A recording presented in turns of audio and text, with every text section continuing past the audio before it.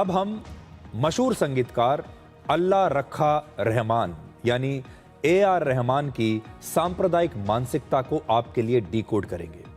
इस समय दुनिया भर में मशहूर कंपोजर, सिंगर और ऑस्कर अवार्ड के विजेता 59 वर्ष के AR रहमान के एक विवादित बयान की चर्चा हो रही है। AR रहमान ने BBC को हाल ही में एक इंटरव्यू दिया जिसमें उन्होंने कहा कि पिछले 8 वर्षों में उन्हें कम फिल्में मिली हैं और शायद उसकी एक वजह सांप्रदायिक और धार्मिक भी हो सकती है। इस इंटरव्यू में, इस बयान में वो ये कहने की कोशिश कर रहे हैं कि आजकल फिल्मों में उन्हें काम इसलिए नहीं मिल रहा क्योंकि वो एक मुस्लिम हैं और फिल्म इंडस्ट्री में अब कुछ ऐसे लोग बड़े फैसले ले रहे हैं जो शायद क्रिएटिव नहीं हैं या फिर सत्ता में कोई ऐसा बैठा हुआ है जो अब पूरे सिस्टम में बदलाव ला रहा है। ये जो इंटरव्यू कर रहा था एंकर, उसके बारे में भी आपको जानना आज जरूरी है। इस इंटरव्यू में पाकिस्तानी मूल के एक ब्रिटिश पत्रकार हारून राशिद AR रहमान से सवाल जवाब कर रहे थे।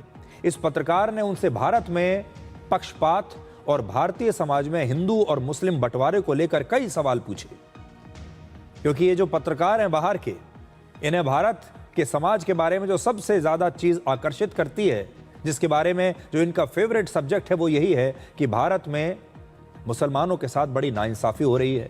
और उन्होंने AR रहमान को सामने बैठाया और AR रहमान को कुरेदने लगे। और जब थोड़ा सा कुरेदा तो AR रहमान के दिल का दर्द, या ये कह लीजिए कि उनके मन में उनकी जो भावनाएं हैं जो पनपती रही होंगी वर्षों से, वो सामने आ गई। और इसके बाद AR रहमान ने इस पाकिस्तानी मूल के एंकर को अपने मन की बात बता दी। AR रहमान के बारे में अब तक पूरा देश यही जानता था कि वो भारत के सबसे कामयाब म्यूजिक डायरेक्टर्स में से एक है। पिछले लगभग 35 सालों में उन्होंने अपने संगीत से हर भारतीय के दिल को छुआ है और उन्हें गर्व करने का मौका दिया है। लेकिन इस बयान के जरिए उन्होंने पूरी दुनिया को यह बता दिया कि वो एक मुस्लिम पहले हैं और कलाकार बाद में, और शायद भारतीय तो उसके बाद हैं। लेकिन आज हम अल्लाह रखा रहमान से सिर्फ ये सवाल पूछना चाहेंगे कि जब उनके गाने हिट हो रहे थे, उन्हें शानदार कामयाबी मिल रही थी, उनके लिए तालियां बज रही थीं, उन्हें दौलत और शोहरत दोनों मिल रही थी, तब तक भारत में सब कुछ ठीक था। लेकिन जैसे ही उनके गाने और संगीत थोड़ा फीका पड़ने लगा, संगीत के बाजार में उनसे बेहतर और प्रतिभाशाली कई दूसरे युवा म्यूजिक डायरेक्टर्स आ गए और उन्हें कामयाबी मिलनी बंद हो गई, तो उन्हें ऐसा क्यों लगने लगा कि वो मुस्लिम हैं इसलिए उन्हें काम नहीं मिल रहा, इसलिए उनके गाने नहीं चल रहे।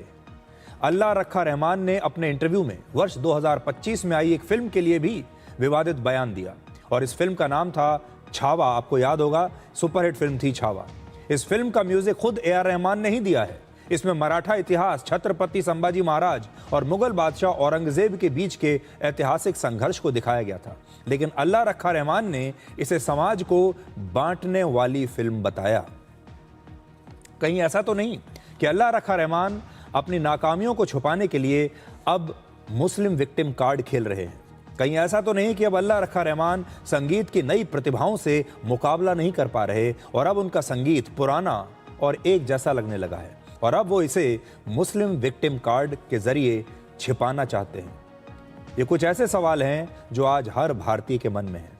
आज हर वो भारतीय आहत है जिसने AR रहमान का संगीत कभी ना कभी गुनगुनाया है, जो उनके संगीत पर एक जमाने में गर्व किया करता था। अल्लाह रखा रहमान को अब तक 7 बार राष्ट्रीय फिल्म पुरस्कार मिल चुके हैं और आज तक हमारे देश में किसी म्यूजिक डायरेक्टर को इतनी बार यह सम्मान नहीं मिला है। लेकिन तब AR रहमान ने कोई शिकायत नहीं की। वो मानते रहे कि यह सफलता एक कलाकार की है, लेकिन जैसे ही असफलता आई, वो एक कलाकार से अचानक से मुसलमान बन गए। आप खुद से सवाल पूछिए कि आपने आखिरी बार AR रहमान का कोई सुपरहिट गाना कब सुना था? बहुत याद करने पर भी आपको उनका कोई लेटेस्ट हिट गाना शायद याद नहीं आएगा, क्योंकि सच्चाई ये है कि माँ तुझे सलाम और जय हो जैसे सुपरहिट गाने देने वाले AR रहमान हाल फिलहाल में इस तरह का अपना कोई संगीत का कमाल दिखा नहीं पाए हैं।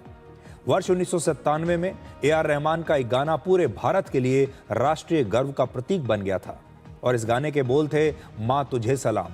और आज भी स्वतंत्रता दिवस और गणतंत्र दिवस पर यह गाना पूरे देश में गूंजता है। AR रहमान कहते हैं कि हाल के वर्षों में सत्ता के बदलने से देश में उनके जैसे क्रिएटिव लोगों पर फर्क पड़ा है।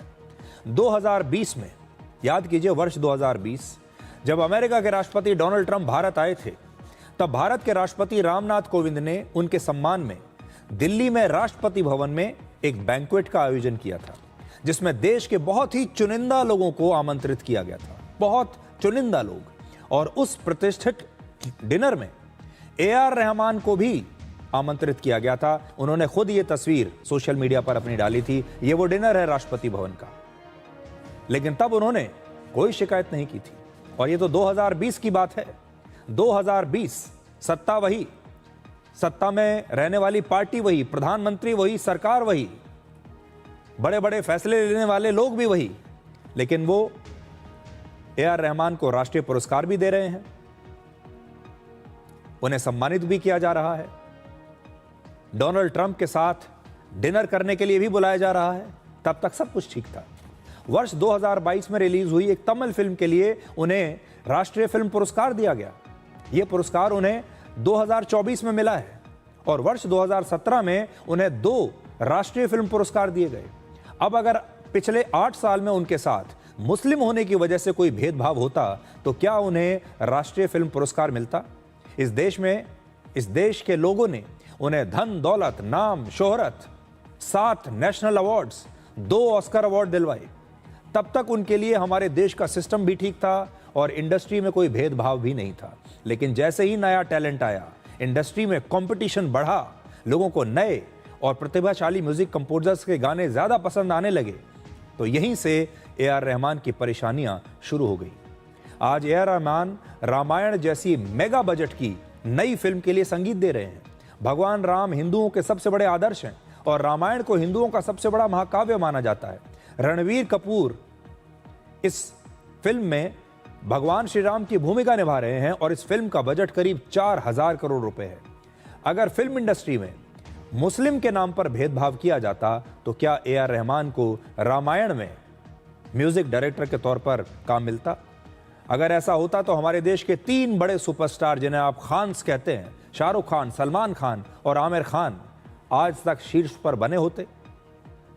हमारे देश में 100 करोड़ से ज्यादा हिंदू रहते हैं और वो इन खान्स की फिल्म देखने के लिए सबसे ज्यादा यही लोग जाते हैं अपनी जेब से मेहनत का पैसा खर्च करके, और वो किसी फिल्म स्टार का धर्म नहीं बल्कि उसका काम देखते हैं। फिल्म इंडस्ट्री का नियम हमेशा से बिल्कुल स्पष्ट रहा है कि यहां कुछ भी स्थायी नहीं है। जो कंटेंट दर्शकों को पसंद आता है वही बिकता है और वही ट्रेंड होता है, वही सफल होता है। स्थायी सिर्फ एक चीज है और वो है दर्शकों की पसंद। और फिल्म इंडस्ट्री से जुड़े लोग भी यही कह रहे हैं कि इसमें धर्म के नाम पर कोई भेदभाव की गुंजाइश नहीं है। मुझे कभी ऐसा नहीं लगा। मैं यहाँ पर मुंबई में सभी लोगों से मिलता हूँ, लोग they have great respect for him. हो सकता है लोग ये समझते हो कि अभी वो वेस्ट में ज़्यादा बिजी हो गए हैं, ये समझते हो कि उनके प्रोग्राम बहुत बड़े बड़े उनके जो होते हैं, शोज़ होते हैं वो बहुत बड़े होते हैं, वो उसमें उनका ज़्यादा टाइम जाता है, तो शायद हमारे लिए इतने अवेलेबल ना हो। और रहमान इतने बड़े आदमी है, छोटा मोटा प्रोड्यूसर तो डरता भी है उनके पास जाने पे, लेकिन मैं नहीं समझता कि इसमें कोई भी कम्युनल एलिमेंट। अगर ऐसी कोई बात होती, I don't think there is any communal minority angle जो भी आप कह रहे हो। म्यूज़िक में ऐसा नहीं होता। अगर ऐसी बात होती तो हमारे सारे तीनों सुपरस्टार्स जो 30 साल से, वो भी अगर आप कहें तो माइनॉरिटी में, बट उनकी फैंस किसी से कम है, बढ़ती जा रही है जी। तो ऐसा तो नहीं होता है। अच्छा काम करे, अच्छा म्यूज़िक करे और ये सब लेके ना सोचे। पिछले 35 सालों से भारत में किसी ने ये जानने की कोशिश नहीं की कि अल्लाह रखा रहमान का धर्म क्या है और उन्होंने अपना धर्म परिवर्तन कब किया था। अल्लाह रखा रहमान का जन्म असल में एक हिंदू परिवार में हुआ था और पहले उनका नाम दिलीप कुमार था और उनके माता पिता तमिल हिंदू थे। लेकिन वर्ष 1989 में 23 साल की उम्र में उन्होंने इस्लाम धर्म अपनाकर अपना नाम अल्लाह रखा रहमान कर लिया। लेकिन इन सब का उनके संगीत से, उनकी प्रतिभा से और उनकी पहचान से कोई लेना देना नहीं रहा। अब AR रहमान ने इस पूरे विवाद पर सफाई दी है और कहा है कि उनकी बातों का गलत मतलब निकाला गया है और उन्होंने अपने आप को एक सच्चा भारतीय बताया है। India is my inspiration, my teacher and my home. I understand that intentions can sometimes be misunderstood. But my purpose has always been to uplift, honor, and serve through music. I have never wished to cause pain, and I hope my sincerity is felt. I feel blessed to be Indian, which enables to create a space which always allows freedom of expression and celebrates multicultural voices. From nurturing Jala, presented at the Wave Summit in front of the Honorable Prime Minister and Ruhinur, to collaborating with the young Naga musicians to create a string orchestra, to mentoring the Sunshine Orchestra, also building Secret Mountain, India's first multicultural virtual band, and the honor of scoring Ramayana alongside Hans Zimmer. Each journey has strengthened my purpose. तो उन्होंने अपनी गलती को सुधारा। AR. Rahman ने पहले BBC को जो इंटरव्यू दिया, अपना बयान दिया, उसके बाद हमारे देश के लोग बड़े आहत हुए। लगातार सोशल मीडिया पर लोगों ने इस पर अपनी आपत्ति जाहिर की। ए.आर. रहमान को लगा कि उनके मुंह से कुछ गलत बात निकल गई है। ये उनके दिल की बात थी या सिर्फ ज़ुबान से ऐसी बात निकली, कोई कह नहीं सकता। लेकिन अगले दिन उन्हें अपनी गलती का एहसास हुआ। अब उन्होंने एक नया वीडियो बनाया है और अब उन्होंने अपनी सारी पुरानी बातों को गलत बताया है और कहा है कि उन्हें गलत समझा गया। अब ये दर्शकों पर है, ये आप सब पर है कि आप उनके पुराने बयान पर विश्वास करना चाहेंगे या फिर नए बयान पर आप विश्वास करेंगे।